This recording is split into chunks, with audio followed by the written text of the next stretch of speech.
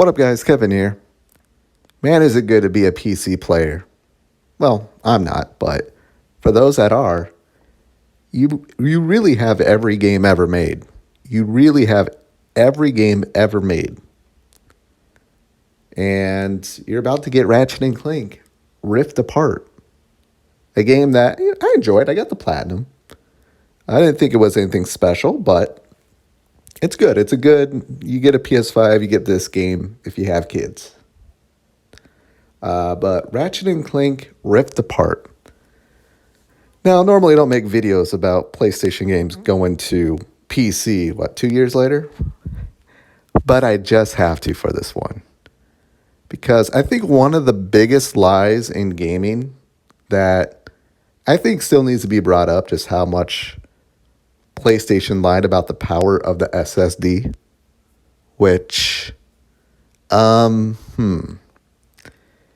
it turns out that SSD, I'm not calling it a flop, but I haven't seen it done anything that great, that special. And Ratchet and Clank ripped apart with all rifts and the dimension changing. That was one of the selling points of the power of the SSD. See, you can't do that without the PlayStation 5's SSD. Mark Cerny, PlayStation, Jim Ryan, they all just shoved that narrative down our throat. You can't do this without the power of the SSD. And now we got Ratchet and Clank ripped apart coming to PC. So talk about the power of HDD.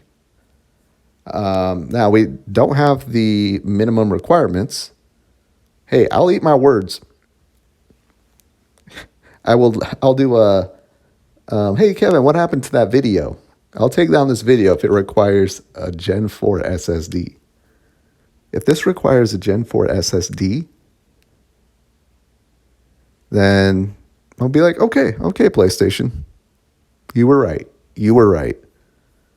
But I bet this thing can run on a HDD, and there's going to be videos of that, and it's going to be hilarious.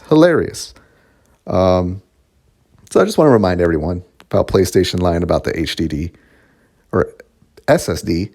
Their games can run on a HDD, hard disk drive. I'm trying to think, what did Xbox lie about? I mean, Xbox said the Series X is the most powerful system, which it is. It is the most powerful system. But they cut out that narrative when the PlayStation 5 was announced. Once they officially announced the PS5, they stopped talking about the power of Xbox. They put it out there enough beforehand. But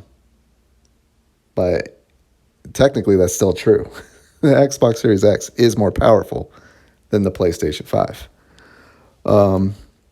The power of the SSD is just nonsense. We're seeing games like the Series S and X, the games still load about the same, sometimes even faster than the PS5. That whole Kraken,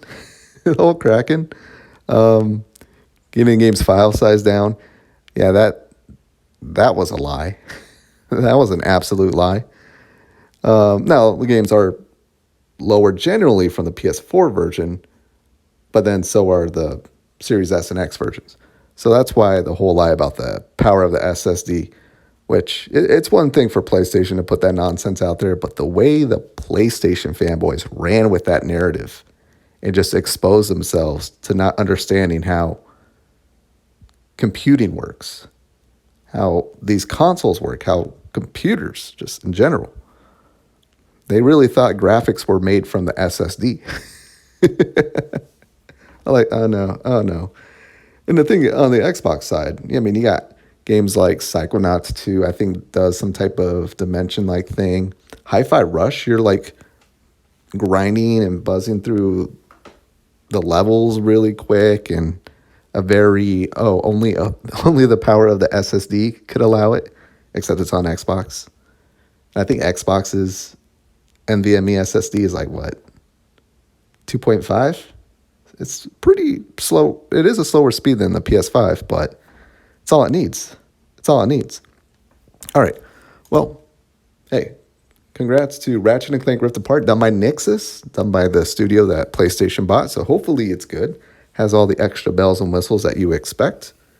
And hey, shout out to PlayStation for putting the games on PC. I love it. I love it. All right, I got to go. I'll talk to you later. Later.